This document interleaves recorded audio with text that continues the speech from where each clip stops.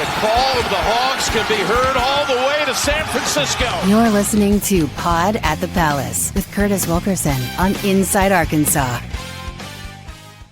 Happy Saturday and good morning, everybody. We have breaking news here on the Pod at the Palace. Razorback fans, this is March, the best time of the year where storybook memories are made and your team is right in the thick of it. Did we think that was going to be the case at the end of January? Nope. Embrace it, because this is what it's all about. March Madness. Buckle up, get your popcorn ready, game on. And speaking of games, we've got a nooner, folks. Arkansas, South Carolina, 12 p.m. Central Time on SEC Network. A big, big game for Arkansas, but we've been saying that for a while because every game that this team plays carries so much magnitude. It's unreal. And it's a lot of fun. If you're up early to catch the preview this morning, let me remind you from the jump that this is an SEC road game that we are not at. We're not physically attending, which means you can join us for a live stream watch party during the game. Will be a lot of fun. Watch on your TV, have the game pulled up, but tap into our stream. Hang out with the Inside Arkansas crew. I'll be on there the entire time. John and Andrew will be in and out. We'll talk about the interaction. We'll break the stuff down. We'll interact with the chat, and we'll ride this roller coaster that's Arkansas basketball together.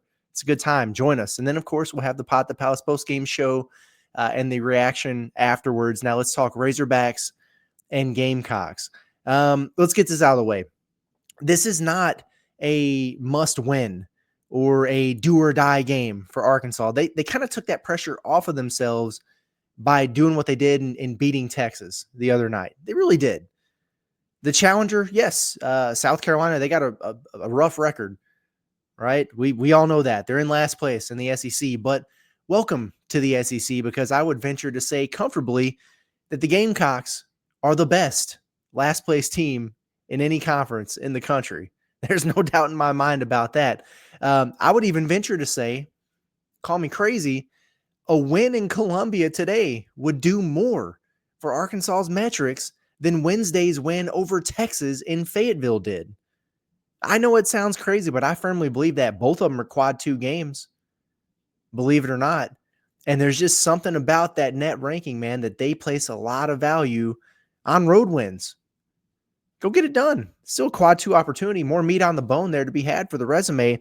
It could absolutely help you, wouldn't kill you. Texas lost to these guys last weekend, by the way, and they didn't fall off the face of the bubble. Didn't help them. But I think it shows you that, if Arkansas was to cough this one up, the sky's not falling. The sun will still rise tomorrow. But it also shows you that this is a team, despite being 1-14 in league play, they're capable of doing some damage. They're a different team at home. A win here for Arkansas, though, we say it's not a must win. But boy, wouldn't it be nice, because a victory here, it really has Arkansas knocking on the door, on the verge of lock status for an NCAA tournament berth. You see it. You see these projections that are coming out there, Joe Lunardi, all these other folks. Arkansas is trending way closer to that 10 seed line than they are being out of the field, than they are being in Dayton for the first 4. You lose the game, you probably drop back into that territory. You win the game, Arkansas moves off of that bubble conversation for the time being.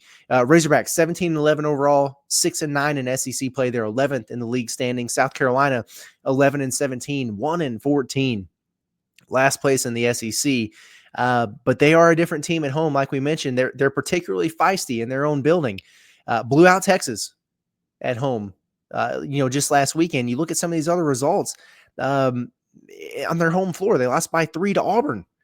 Lost by 1 to Florida, lost in overtime to Mississippi State, lost by 4 to Texas A&M, lost by 4 to Ole Miss. So if you're expecting this to be a cakewalk for the Razorbacks, you're probably going to be unpleasantly surprised, right?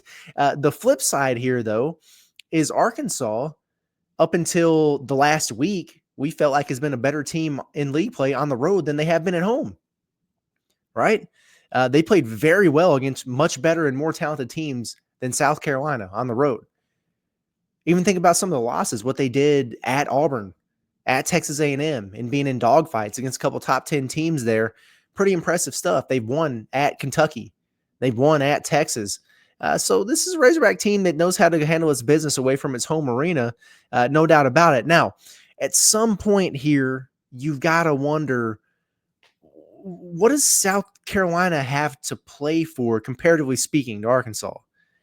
Because it's kind of like pride, if you still have that at this point, versus the desperation that Arkansas is playing with to secure their spot in the big dance, right? But I guess you could also look at it on the flip side and say Arkansas kind of has the pressure of needing to get that win, needing to lock down that bid, while South Carolina, they're kind of playing with house money. I mean, they're carefree, nothing to lose, right? No pressure on them in this game. They're in their home building. Which side of that coin are we going to get? I don't know. I will say this, losing this game would be a very, very Arkansas thing to do, right?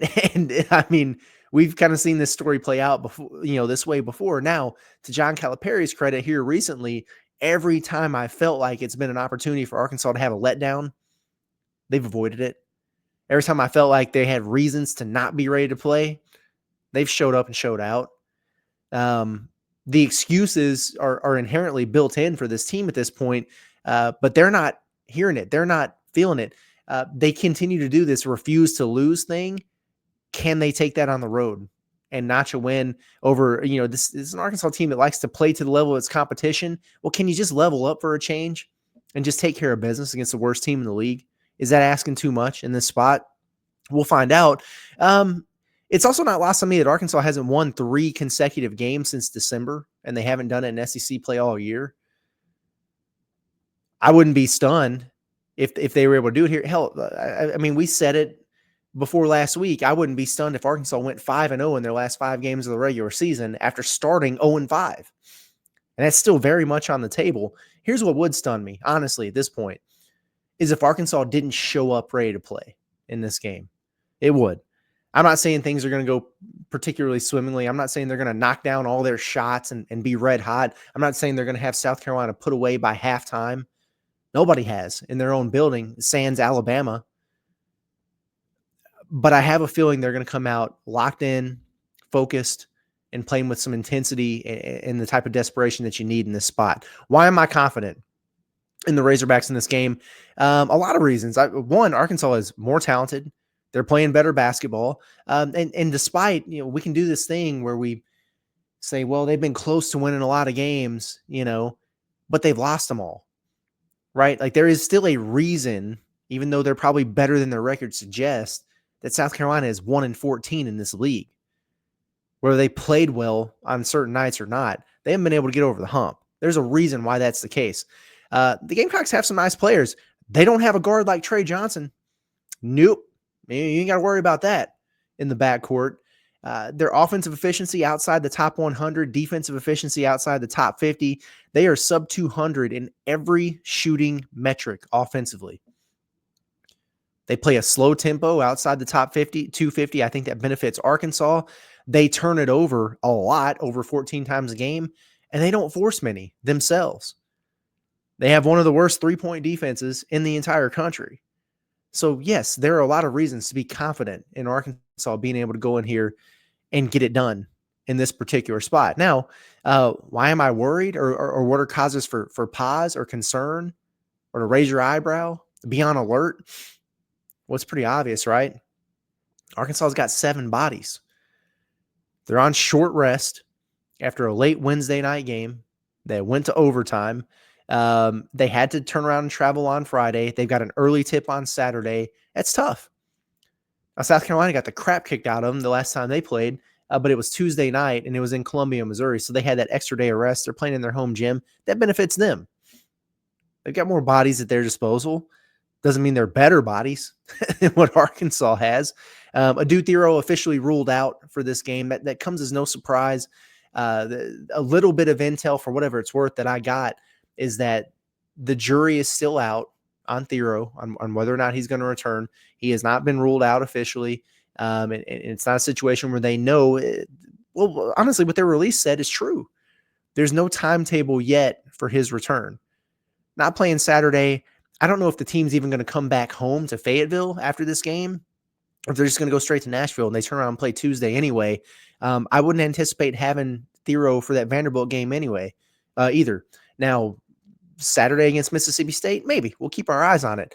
I'm also told that while there's still no timetable for a return, like they haven't put an ETA on this, Boogie Fland is rehabbing with the intent to return and play for this basketball team if he can. Is he going to be ready for that? Is it going to happen in the regular season or the SEC tournament? Is he going to be good to go for March Madness? I don't know, but that's the way he's tackling this thing. So keep that in the back of your mind too, because we're approaching it's been 6 weeks or so since that surgery. Just something to keep an eye on. I'll tell you what was good. Those were the only two guys who were on the SEC availability report for Arkansas. Both listed as out. Boogie and Adu. That means Big Z was not on the injury report, which is very good news. Okay, because we saw him holding his back. He had the little brace on, the hot packs on throughout the course of that Missouri game in the second half. Him not being on there tells you he recovered pretty quick from that. It makes you raise a brow anytime you got a big man with back spasms. So we'll watch it. We'll keep an eye on it during that South Carolina game. How's he moving around? Is he impacted by that at all? But you got to feel pretty good about that situation. Sometimes it's as simple as getting some rest and some treatment, hopping in that ice bath, foam rolling a little bit, stretching out those hamstrings so it's not pulling on those lower back muscles, and then you're good to go. But I was very happy to see that because my concern was that we were going to see Thero out and Boogie out, obviously, and then you're going to see Big Z on there as questionable or whatever. That would have been problematic. Carter Knox wasn't on there. He was listed as probable before the last game. So the 7 guys that they have are healthy. Now, are they 100% in terms of gas in the tank? I don't know. Are those legs going to be tired? Do tired legs mean, coming up short on their shots or a step slow? So you foul a little bit more defensively? You better hope not, because you can't afford to get in foul trouble. They did a really good job of avoiding that for the most part against Texas. South Carolina has the 7th highest free throw rate in the country. That's one thing they do very, very well is they do draw fouls and they do get to the free throw line. Some of it's just inherently going to happen throughout the course of a ball game. You can't have it early. You can't have, one of those guys get 2 fouls before the first media timeout and then they're setting out or they're playing on their heels because they can't afford to be aggressive. The rest of the time they're out there. Going to be very critical that Arkansas avoids those cheap whistles in this game. No doubt about it. Another reason for pause is, in fairness, South Carolina might have the best player on the floor tomorrow. Certainly the best NBA prospect. Colin Murray-Boyles is the real deal. 6'7", 240, 4-man, versatile, not a big-time shooter, but he really gets it done. He's good. He was really good as a freshman last year. I was surprised he came back. He profiles as a lottery pick. He's averaging 16 points per game, 8.5 rebounds per game, 64 offensive rebounds. That's a ton. Shot 148 free throws throughout the course of the season. He's shooting 59% from the field. The dude is good. He's a matchup problem. And frankly, that would have been Thero's assignment, and I would have felt pretty good about it. But Thero's not here. So it's going to be a big game again for Trevin Brazile to step up on the defensive end of the floor. You're going to need him. And other guys are going to have to pinch in and help. Like Jonas Z, they're going to have some times where they're going to have to defend this dude, and they're going to have to do it on the perimeter. Carter Knox, probably going to be switched off on him and have to make some plays. I think Murray-Boyles went 10 of 11 and had nearly 30 points on Missouri the other day. You don't want to see that, but at the same time, he did that against Missouri the other day, and the Gamecocks still got their asses beat by 30. Right? So he needs help, and he hasn't gotten much of it this season. Other guys to keep an eye on, Jamari Thomas in the backcourt, the other guy for South Carolina that's averaging double figures, 13.5 points per game, shooting at about 35% from the three. He's made about 1.5 per game. Probably their second best shooter on the roster besides Morris Ugusic, who comes off the bench. He's shooting 41% from the three. He got naked against Texas, and he hit 4 or 5 in that game coming off the bench, and it gave him scoring that they typically don't have. Nick Pringle, do you remember him from Alabama? Wasn't a very good offensive player, strong, physical, tough guy in there in the paint. He's their center right now. You got to keep him off the offensive glass. You know that. Jacoby Wright, I think, is another talented guard on that roster, but he's shooting sub 30% from three throughout the course of the season. And the South Carolina team, they're scoring 70 points per game. And I would venture to say that it's lower than that in SEC play. I'm scrolling right now to see if I can find. Yeah, here we go. In conference games, South Carolina scoring 65 points per game. and they're getting ready to face an Arkansas team that has one of the top 20 defenses in the country. If you keep them under 70, I think you win this basketball game. Can you score? Can you make the shots? Because like we said, they're not very good defensively. They're one of the worst three-point shooting teams in the country, one of the worst three-point shooting defenses in the country. So can Arkansas get a little bit going from three? Can you just hit your averages on those guys? So you think about between Z and Trevin, can you get 3 or 4 threes between the two of those guys? And then can you get 3 or 4 more between Nelly, DJ, and Carter? And then you hit 7 or 8 throughout the course of the game. If Arkansas does that, I think they're going to be just fine. Getting downhill shouldn't be a problem for them anyway. Not a whole lot of rim protection. They got some guys who can block some shots in there. Actually, no, they don't. It's Colin Murray Boyles. He's got 23 blocks in SEC play, and as I look at this, and I'm surprised by it because I thought Nick Pringle would be higher on this list, only Jordan Butler, who comes off the bench for him, has more than 2. Outside of that, not a lot of rim protection there. Is Arkansas going to make their layups in this game? Right? As long as this is not one of those games that we see from Arkansas from time to time where, Coach Cal is in there going, we miss layups, threes, wide open. We miss the open ones. Can't have that. Just stay out of your own way, and Arkansas will be fine in this game. Can you get something similar from Trevin and Jonas that you did against Texas? Maybe not even as much production, but something similar. Positive contributions from those guys. I think they should be able to rebound it really well in this game. Should be able to score over the top in this game, both of them. We get Road Nelly. He's had some really good road games. If this is one of those nights where John L. Davis can go out there and hit 3 or 4 threes, you're cooking with grease, man. I think this could be a DJ Wagner game. I like his strength and physicality as a downhill driver against South Carolina's guards. He's got to cut down on the turnovers a little bit. That's one thing you really got to avoid. I'm hoping to see more freshman moments. Like Carter was good against Texas, but I'm waiting for him to take 10, 12 shots in a game and go off for close to 20 points. It's coming at some point. And Billy was fine in that Texas game, but at the same time, remember those layups he missed? We were like, bro, come on, man. He's been great finishing around the rim recently. Is he going to get back to his basics? Like as well as Arkansas played to get that win against Texas, like there were some guys who left a little bit on the table.